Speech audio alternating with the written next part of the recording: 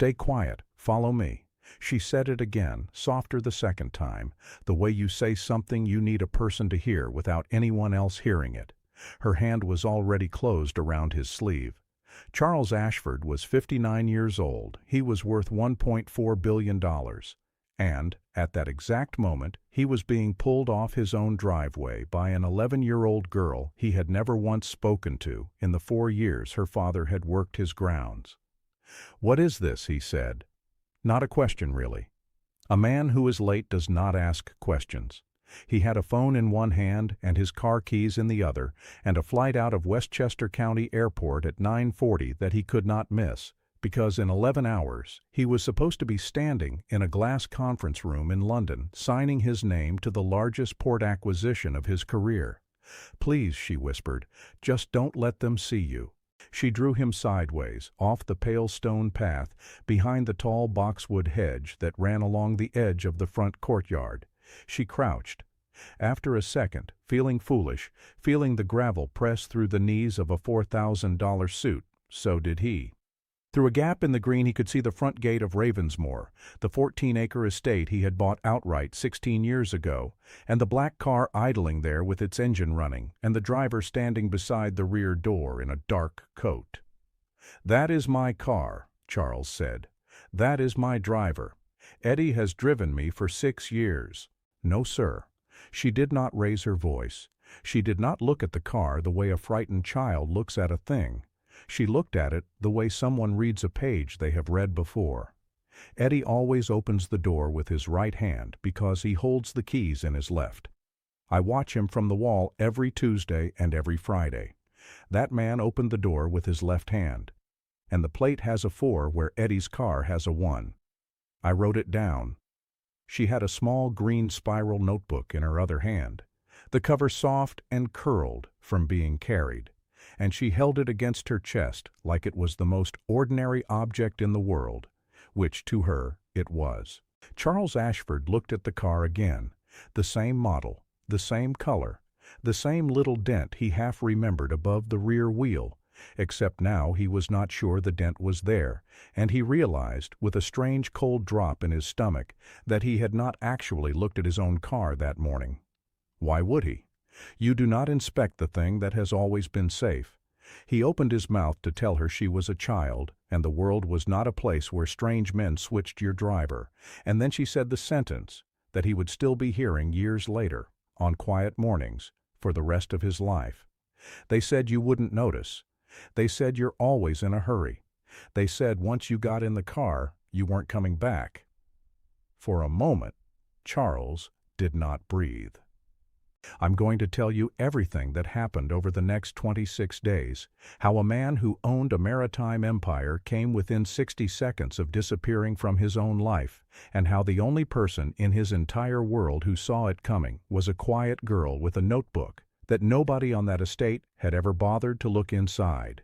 If you have ever sensed that something was wrong and been told, gently, that you were imagining it, if you have ever been the person no one thought was paying attention, then stay with me and subscribe. Because what this child noticed is going to change how you look at every ordinary morning you have left. Her name was Nia Foster. She was 11, and she had already saved his life. He just didn't know it yet.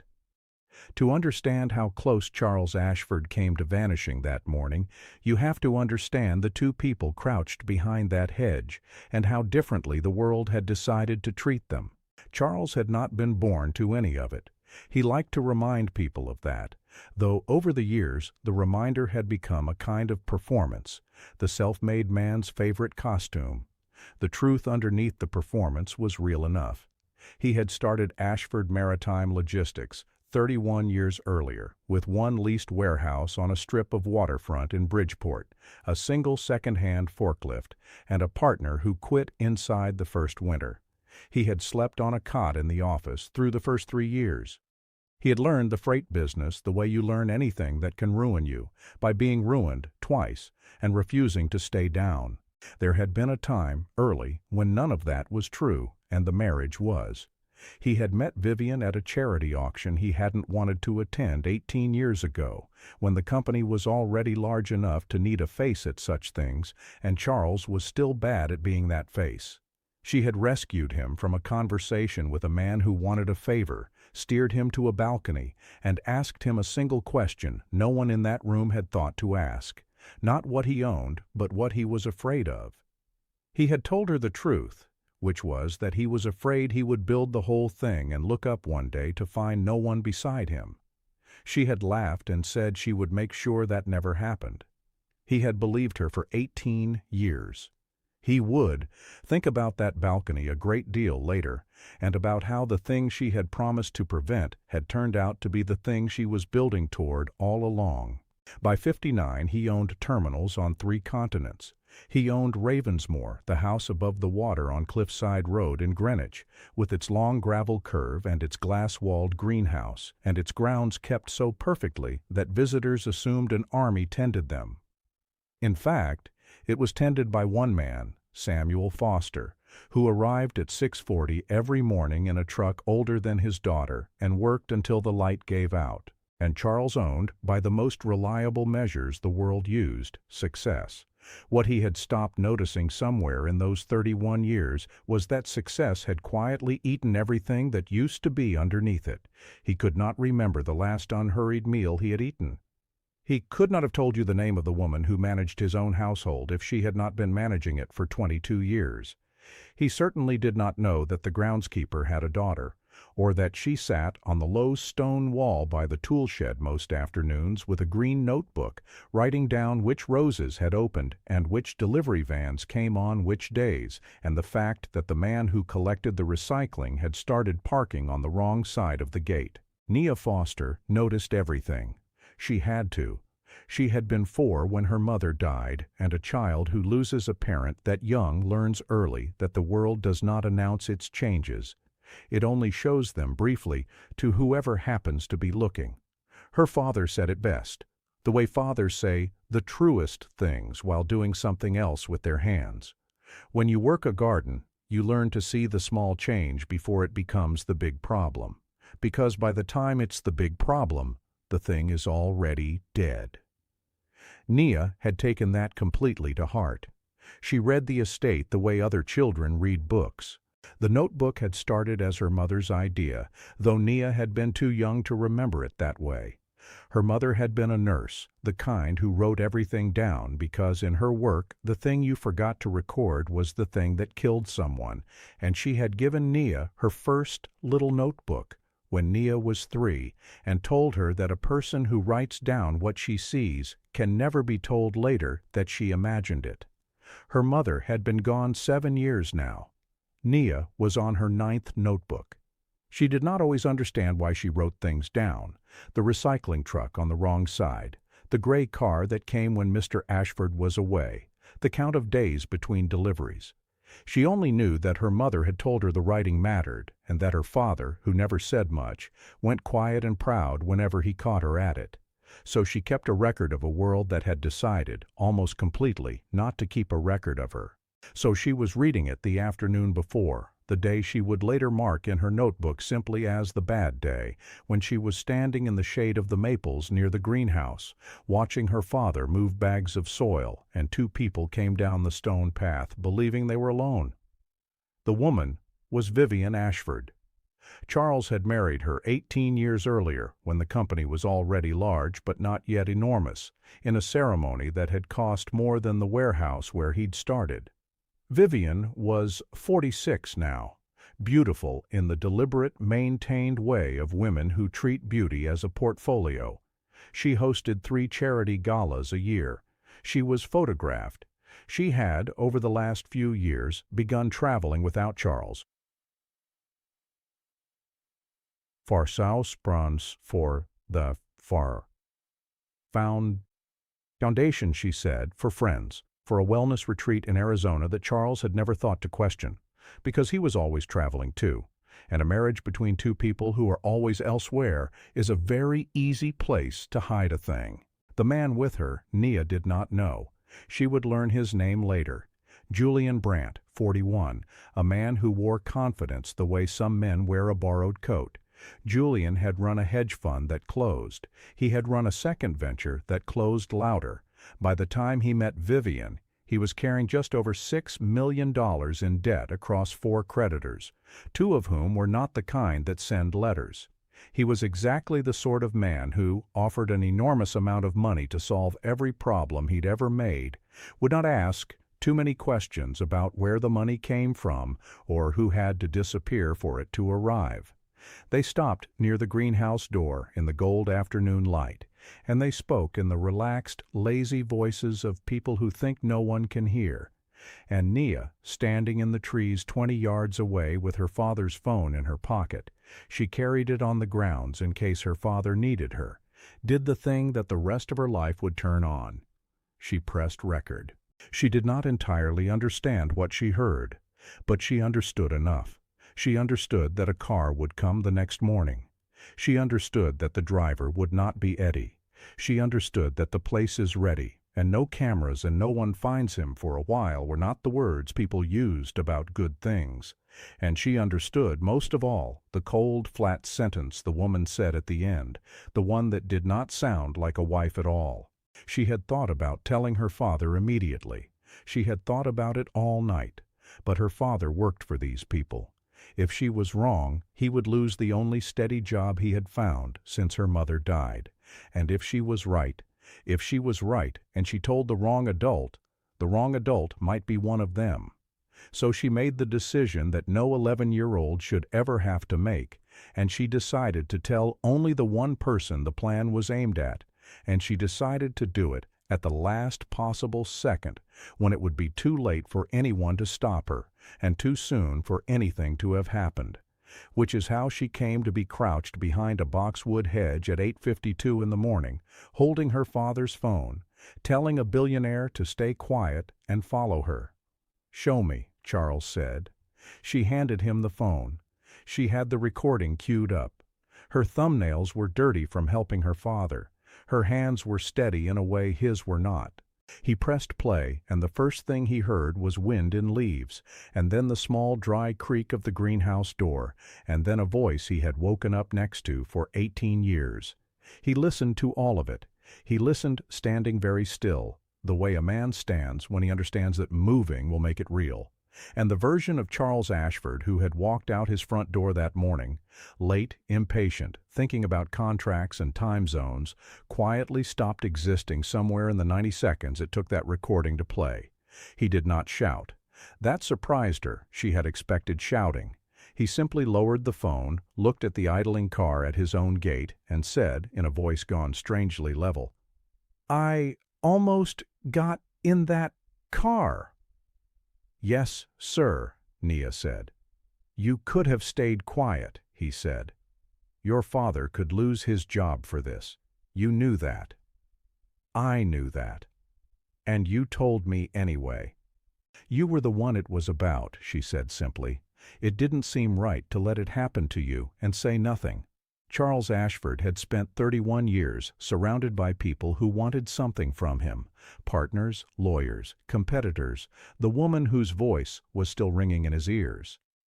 Every relationship he had was, at bottom, a negotiation. And here was a child who had risked the one thing her family had, her father's livelihood, to warn a man who had never learned her name, and who wanted in return nothing at all. Before he could say more, the phone in his own hand, his phone, not hers, began to ring. The screen said, "Vivian." He looked at it for a long moment. Then he did the first, deliberately strategic thing he would do over the next 26 days, though he did not yet know he was beginning a campaign. He answered, and he made his voice the voice of a man who suspected nothing. "I'm here," he said. "Got held up on a call. I'll be at the car in a minute." "You'll miss the slot," Vivian said. Her voice was warm and a little impatient, the exact voice she had used 1,000 mornings. "Eddie's waiting. You can't reschedule London, Charles. We've been over this." "I know," he said. "I'm coming. Hurry, darling." He hung up. He stood and brushed the gravel from his knees, and for one terrible second Nia thought he was going to walk to the car anyway. That the habit of a whole life, the pull of the flight and the deal and the thing he was supposed to do, would carry him forward into the open the way it had carried him forward into everything. Then he crouched back down beside her.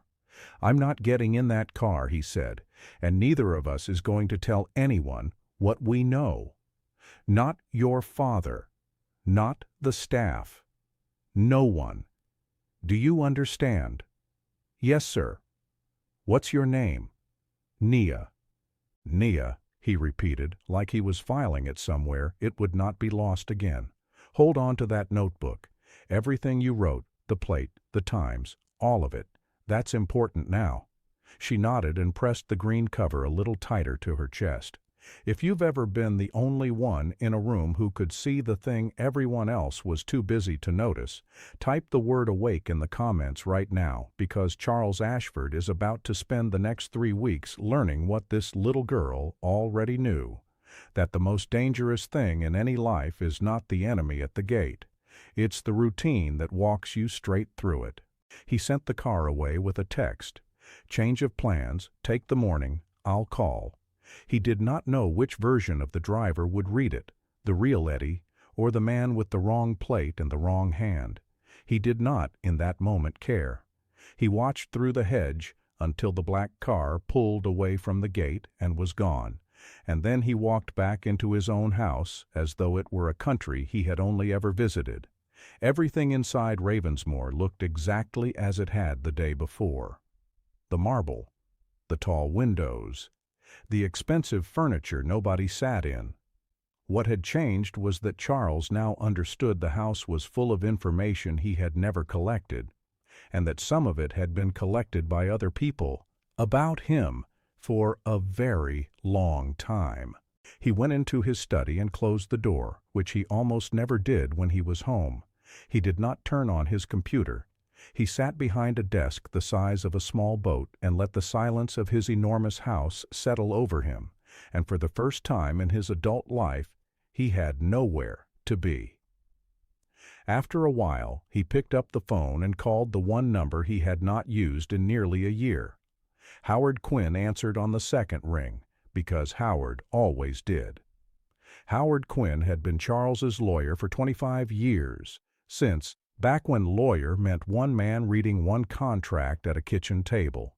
He was the only person alive Charles trusted without conditions, partly because Howard had made him rich, and partly because Howard had once watched him lose everything and not flinched. "You're supposed to be over the Atlantic," Howard said. "I need you to listen, and I need you to not say my name loudly while you do it." There was a pause. Howard had known Charles a quarter of a century. He knew the difference between the voice that meant a deal is going sideways and the voice that meant something else. "Go ahead," he said. "I need everything on my life insurance," Charles said. "Every policy, beneficiaries, amounts, any change in the last 2 years, and the exact dates of the changes. I need it quietly, and I need it today. And I don't want anyone at my office to know you asked." The pause this time was longer. "Charles," Howard said, "what's happened?" "Just tell me one thing first," Charles said. "If a man goes missing, not confirmed dead, just missing, can his life insurance be paid out?" "Eventually," Howard said slowly. "A court can declare a missing person legally dead after a statutory period. It's not fast. But if there were, say, a staged accident or a body, it would be faster." "Charles, why are you asking me how to collect insurance on yourself?" Charles looked out the window. Down on the grounds, Samuel Foster was moving along the rose beds, and on the low stone wall a small figure sat with a green notebook open on her knees, writing. "Because someone built a very careful plan to collect it," Charles said. "And I only found out because an 11-year-old noticed the wrong hand opened a car door." He told Howard the rest: the car, the plate, the recording, the voice. When he finished, there was a silence on the line that he had never once heard from Howard Quinn in 25 years. "Do not go to the police yet," Charles said, before Howard could. "If I do this loud, it becomes a scandal. If it becomes a scandal, they run, or they change the plan, or they get a lawyer to tell them to stop talking, and then it's my word against a woman who hosts charity galas. I want the truth nailed down before anyone knows I have it." "You're describing a long con against people who already tried to make you disappear," Howard said. "That's dangerous." "I've been disappearing for 31 years, Charles said. "Just slower. I'd like to be the one who decides how the rest of it goes." Howard was quiet a moment. "All right," he said. "I'll start with the policies. And Charles, be careful who you eat dinner with." That, of course, was the entire problem. The days that followed were the strangest of Charles Ashford's life, because outwardly nothing changed, and inwardly everything did. He rescheduled London. He told the office a personal matter required him at home for 2 weeks, which was so unlike him that it raised exactly the kind of mild concern that protects a secret. People assumed he was sick, and a sick man is a predictable man, and he learned how to live inside a house with a woman who was waiting for him to be gone.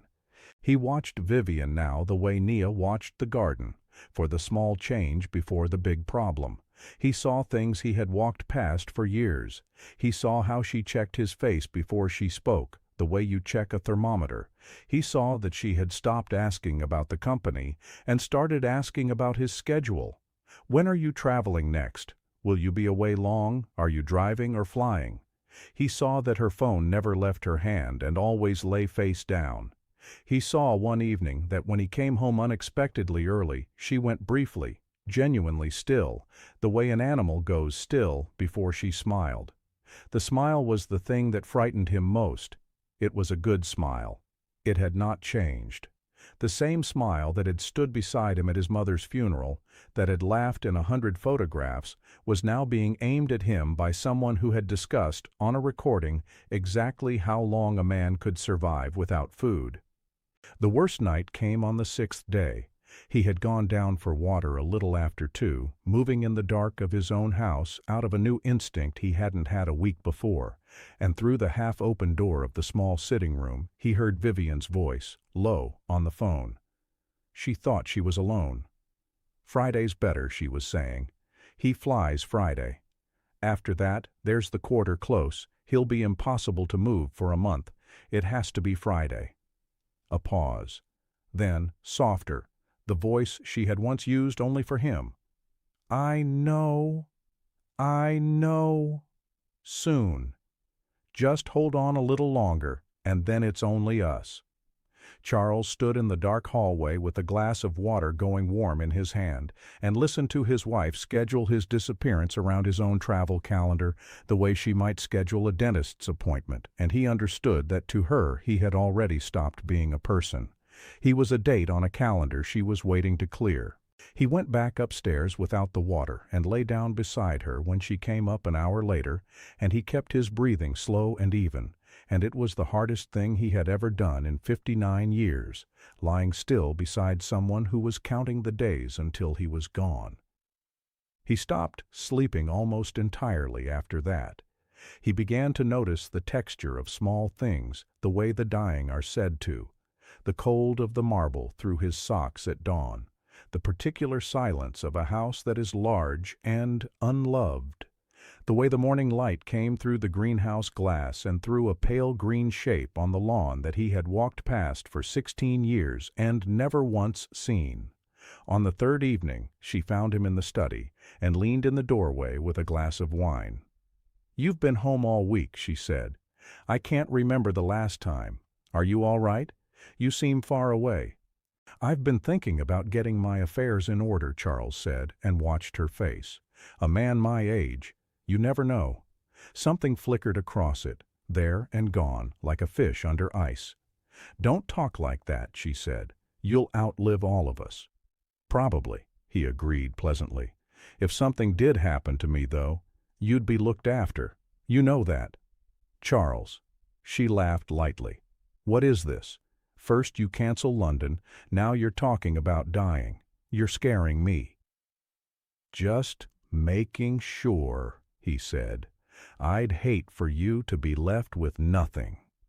She crossed the room and kissed the top of his head, the way she had 10,000 times, and told him to get some rest, and walked out. And Charles Ashford sat in the dark and understood that the most dangerous moment of his entire day was not a car at a gate. It was the woman who slept 8 feet away from him, counting. Howard called the next morning, early, and his voice was careful in the way that careful people get when the news is bad. "There's a policy," Howard said. "Term life, $40 million. Charles closed his eyes. "It used to be 10. "It used to be 10, Howard agreed. "It was increased 7 months ago, to 40. The beneficiary is Vivian, primary, no contingent. And Charles, the increase required your signature. It has your signature. It was submitted through your own office with your own corporate counsel's cover sheet in a stack of renewals. It is, on paper, completely clean." Charles thought about the way documents arrived on his desk, the little colored tabs, sign here, initial here, hundreds a month. He had signed his life away the way he signed everything, fast, trusting the system, never reading the thing the tab was attached to. 7 months, he said. 7 months. Which means this wasn't a fight that got out of hand. This was planned, slowly, by someone with access to your paperwork and patience enough to wait for the right page in the right stack. Howard let that sit. "It gets worse. I had a forensic accountant look at the household accounts. Quietly, your name on the engagement, not the company's. Over the last 5 months, Vivian has moved a little over $300,000 out in pieces. Some of it went to a man named Julian Brandt. Some of it went, in cash withdrawals, to amounts that match, almost exactly, what you'd pay a man to drive a car somewhere and forget about it. Brandt, Charles said. The name from the trees. The man Nia had heard but never clearly seen, until the morning she pulled Charles behind the hedge and saw him standing at the gate beside the wrong car. Julian Brandt, Howard said, 6 million in debt, 2 failed funds. The kind of man who says yes to terrible things if the number is big enough. He and Vivian have been, Charles, there's no soft way, hotels, trips that weren't charity, for about a year. Charles had seen the kiss. He had heard her say, "I love you," to that man through a recording. And still, hearing it confirmed in Howard's flat, kind voice felt like another small door closing somewhere inside him that he would never be able to open again. "So she keeps the marriage on paper," Charles said slowly, working it the way he'd once worked a freight problem. "Because if she divorced me, she'd leave with almost nothing." "That's the part I need you to hear," Howard said. "Because of how we structured your estate, and you should thank the version of yourself who let me do it 15 years ago, almost everything you own is inside the Ashford Family Trust. It's irrevocable. It's governed by a trustee board. Your personal estate, the part that would actually pass to a spouse, is a fraction of the whole, and the prenuptial agreement caps what Vivian receives in a divorce at a number that, to her, probably reads as an insult. She can't get the empire by leaving you. She never could." Howard's voice dropped. "But a $40 million life insurance policy doesn't care about the trust. It pays the beneficiary directly. If you simply die, she collects $40 million, clean, outside the trust, outside the prenup, outside everything." And there it was, the whole shape of it, finally visible. She could not get rich by leaving him. She could only get rich if he ceased to exist. "I gave him 18 years, Charles said quietly, half to himself. "That's what she said on the recording. I'm not leaving with nothing." "There's one more thing," Howard said, "and it's the thing that's going to matter most when this ends. There's a law. Most states have a version. It's called the Slayer Rule. A beneficiary who intentionally and feloniously causes the death of the insured forfeits the proceeds. She can't collect on a death she helped cause. The trouble is, the Slayer rule only protects you after. It assumes there's a body and a conviction. It does nothing to stop the plan. The only thing that stops the plan is proof, gathered before they try again. Then we gather proof, Charles said. The fear for those few days was the worst part, worse than the anger, which came later and cleaner. The fear lived in his body. He stopped sleeping. He lay in the dark beside the maintained, breathing shape of his wife and felt his heart going like a man much older. He found himself flinching at the sound of the gate. He found that he could not eat at his own table, and made excuses because every plate Vivian set in front of him made him think of the recording, of the word hungry, of a plan that had counted on his own appetite for normal life to lead him quietly to a room with no cameras. But somewhere on the fifth day, the fear began to turn into something more useful. He had built an empire out of refusing to stay knocked down. He knew this feeling, the moment when panic burns off and what's left is cold and patient and exact. He was not, after all, a helpless old man. He was a man who had spent 3 decades outthinking ruthless people across a negotiating table. The only mistake he had ever made was to stop applying that skill to his own life. And he was not alone. He had Howard, who was quietly assembling a case. He had a forensic accountant pulling apart 5 months of careful theft. And he had, on the low stone wall every afternoon, a small ally with a green notebook who had been gathering intelligence on Raven's Moor longer than any of them. He went to her one evening when the light was going gold and her father had stepped inside the tool shed. "Nia," he said, "I need to ask you to keep doing the thing you do. Watching. Writing it down. Can you do that?" "I already do that," she said reasonably. "I know. I'd like to see it, if you'll let me. Not to take it, just to look. The plate you wrote down, the days the deliveries changed, anyone who's come to the grounds who didn't belong, whatever's in there." She considered him for a moment with the frank, weighing look of a child, deciding whether an adult is worth trusting. Then she opened the green notebook and turned it around. He had expected a child's scribbles. What he found, page after page, in careful printing, was a record more disciplined than half the logs his own company kept. Dates, times, license plates. Tuesday, recycling truck parked left side, never does that. Thursday, Mrs. A's friend came in the gray car, stayed in the greenhouse 40 minutes, no flowers cut. The man in the gray car had come 11 times over 4 months. She had written down every one.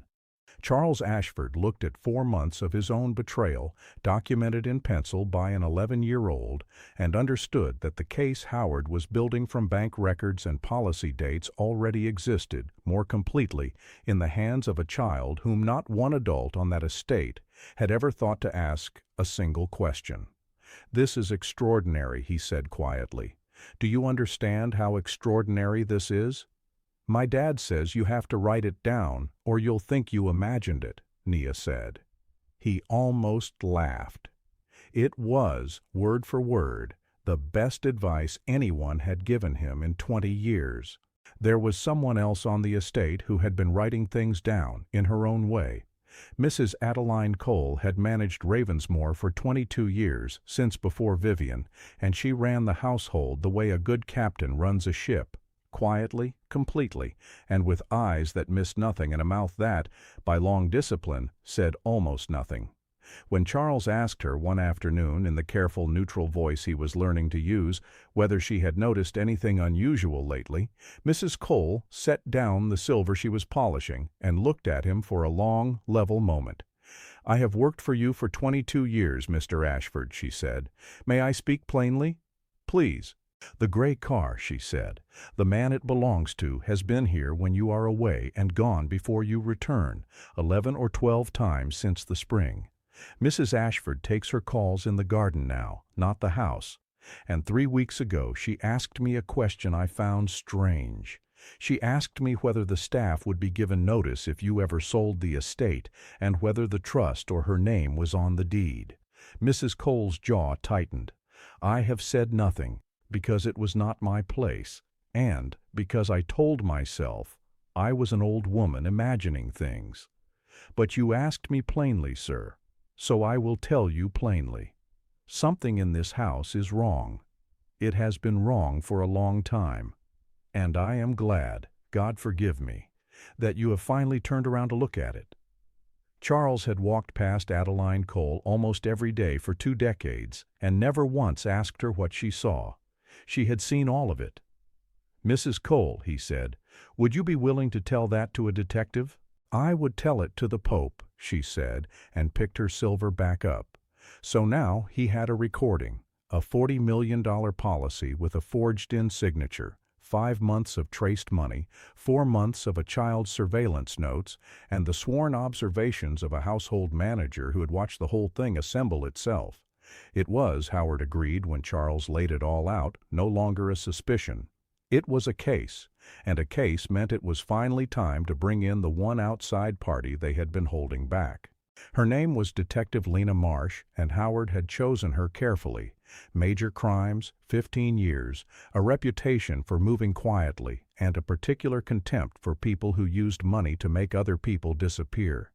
They met her not at a police station, but in Howard's office.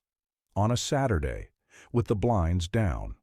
Charles told her everything from the beginning, and then he played the recording, and Detective Marsh listened to it twice without saying a word. And on the second pass, Charles watched a professional's face go from neutral to very, very still. "This," she said when it ended, "is a woman planning a murder in her own backyard." She looked at Charles. "You understand that the moment we move, it becomes real. They'll be arrested. It'll be in the papers. You can't undo it once it starts." "I'm aware," Charles said. "How do we make sure it ends with them and not with me?" Detective Marsh smiled, very slightly, the smile of someone who has been waiting a long time for a clean one. "We let them finish the plan," she said. "Just enough. Here is the thing about a plan to make a man disappear. It requires the man to cooperate by being predictable.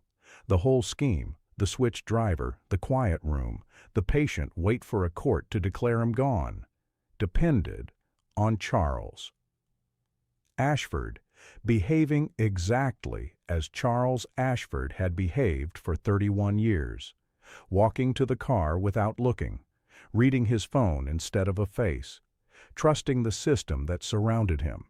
So the trap Detective Marsh built was, at its heart, very simple. She gave them their predictable man back. It took 11 days to assemble. The fake driver, the man with the wrong hand and the wrong plate, was identified first because Julian Brandt, like most amateurs, had been cheap, and the man he'd hired had a record and a phone he had not been careful with.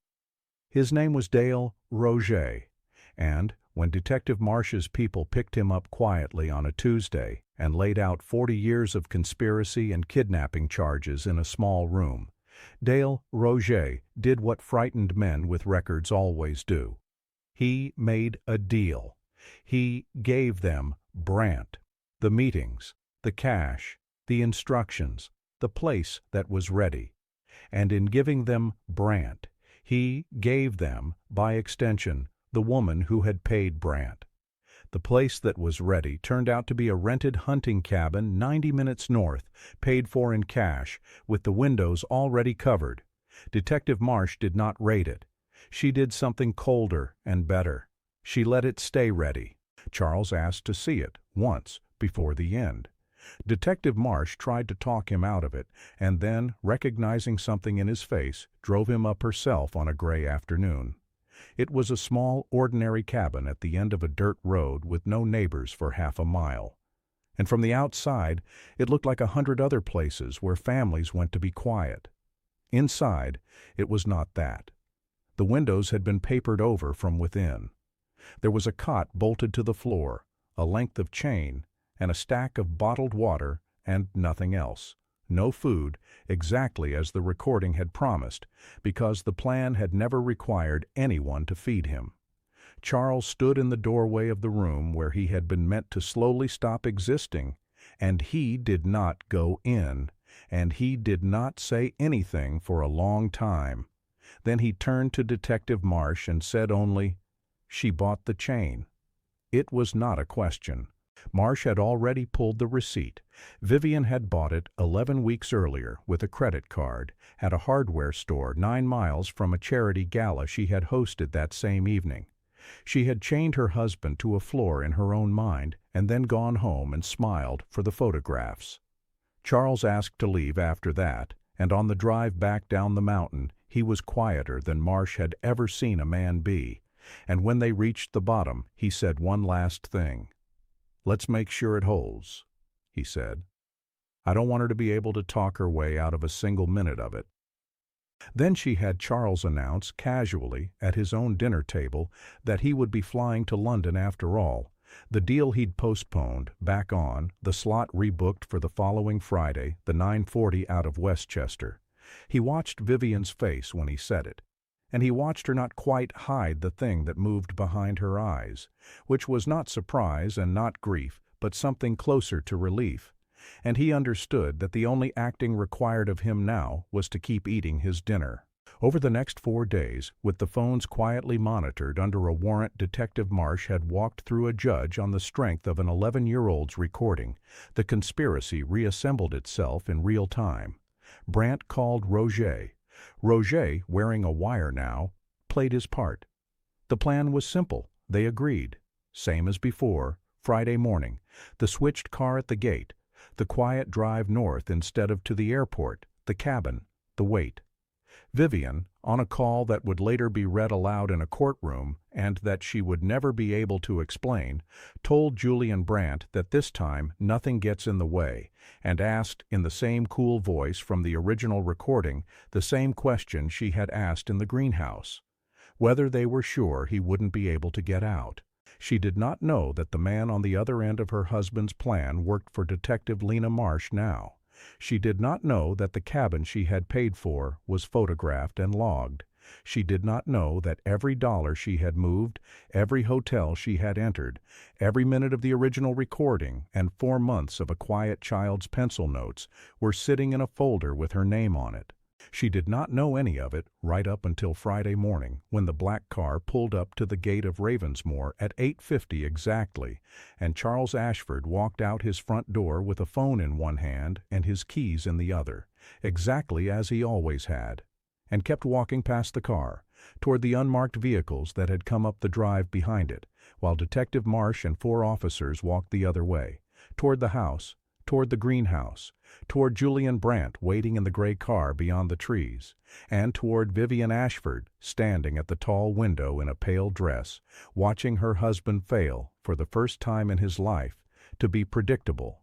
If you believe that the people who quietly notice the small things are the ones who change everything, that attention is its own kind of courage, then type "I see you" in the comments right now, because what happened in the next 10 minutes is the reason I wanted to tell you this story at all. They arrested Julian Brant in the gray car. He did not run. Men like Brant never run because running requires the kind of nerve they spend their whole lives faking. He said the word lawyer and nothing else, which was the only smart thing he had done in 2 years.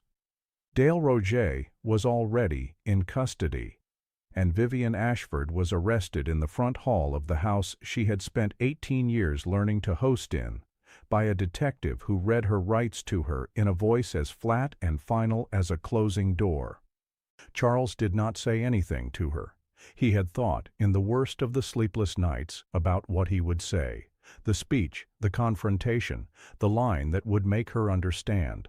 But standing there in the hall, watching the woman he had loved be told she was under arrest for conspiracy to commit murder, he found he had no speech in him at all.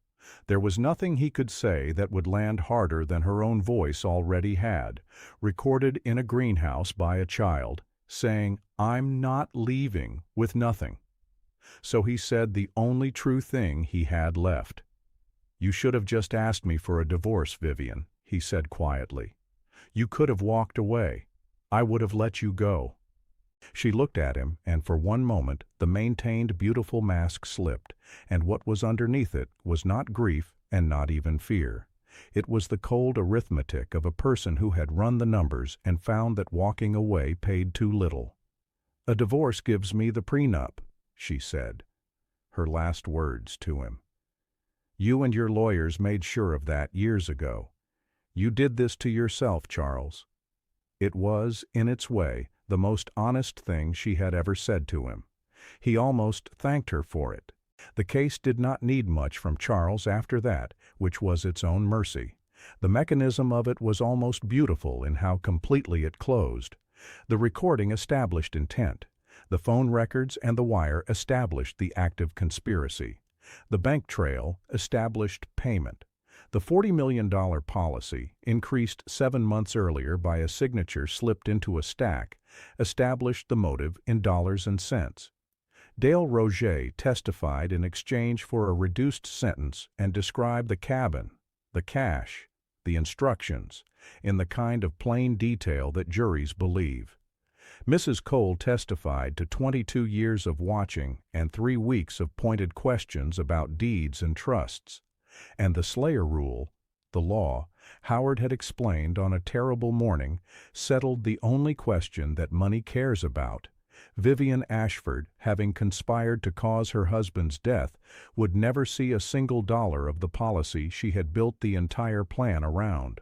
She had spent 7 months and most of what was left of her soul to make herself the beneficiary of a death that the law would now refuse to pay her for, even if it had succeeded. Julian Brandt was convicted of conspiracy to commit murder, attempted kidnapping, and fraud, and his $6 million in debt followed him into a cell. Vivian Ashford was convicted of the same. Charles went to the first day of the trial and to none of the others. Watching the woman he had married sit at the defendant's table, no longer his wife, but a defendant, was a thing he needed to see exactly once to believe, and then never again. Some endings, he learned, do not need to be watched on a loop to be real. There was one moment from those weeks he did keep. After the arrests, before the trial, Detective Marsh had come to the house to collect the last of the evidence, and she had asked, gently, whether she could speak to the child whose recording had started all of it.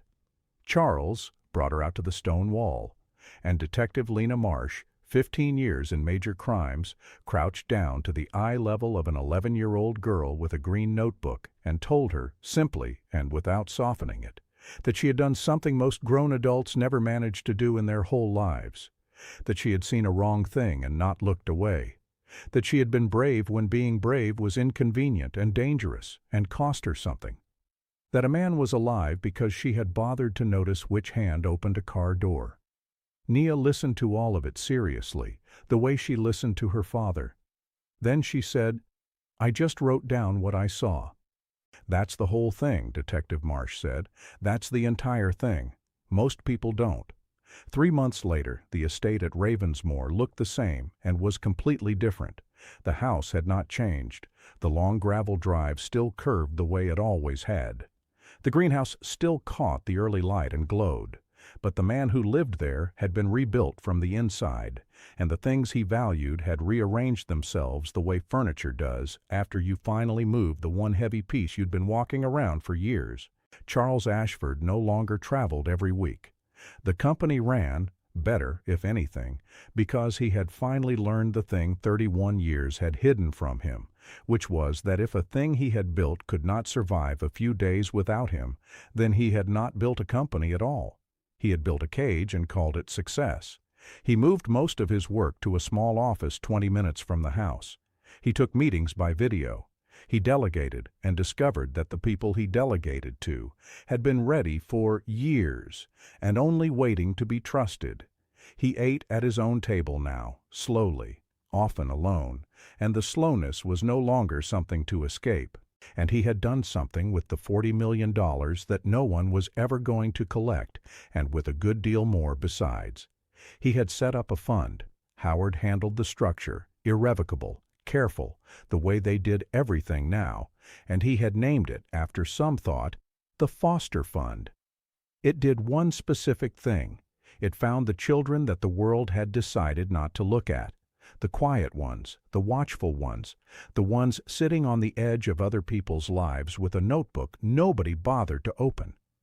And it gave them what Nia had given him without asking for anything: attention.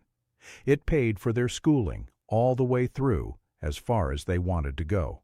The first beneficiary, naturally, was a girl named Nia Foster, whose education was funded through any university that would have her, with the single condition, written into the trust in Charles's own hand, that she keep writing down what she saw. Samuel Foster no longer arrived at 6:40 in a truck older than his daughter. Charles had tried, awkwardly, to simply give the man money, and Samuel had refused it with a dignity Charles recognized because he had spent 31 years performing a cheaper version of it. So, instead, Charles made Samuel the head of grounds for the entire estate, and for the new community garden the Foster Fund had built on a vacant lot in Bridgeport, 2 streets from the warehouse where Charles had started everything with one forklift.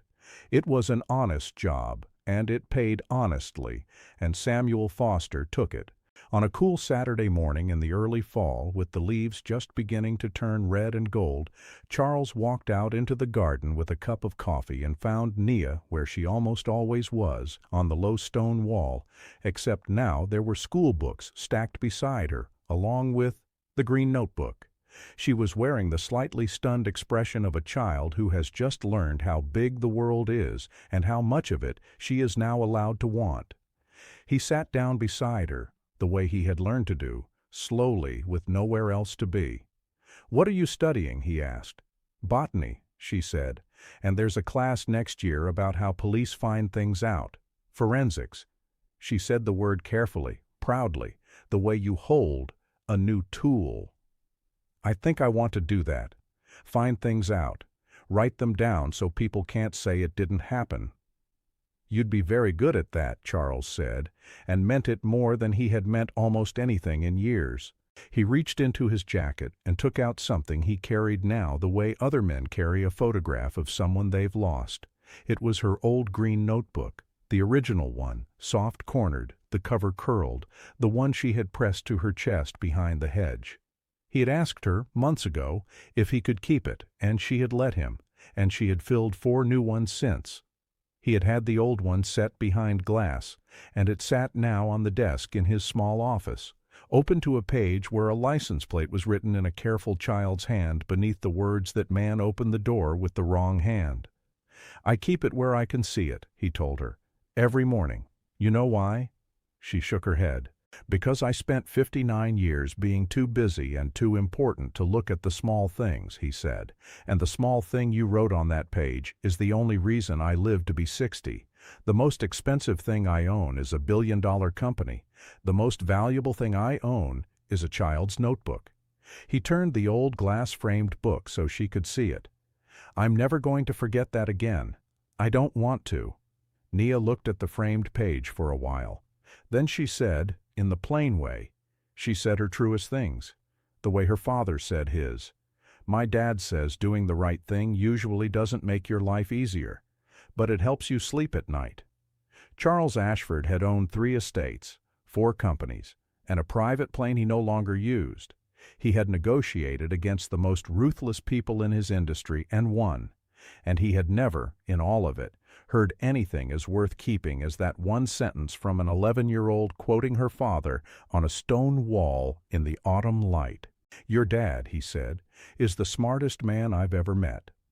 They sat there a while longer, not talking, watching Samuel Foster work the rose beds the way he always had, slowly and carefully, noticing the small changes before they could become big problems.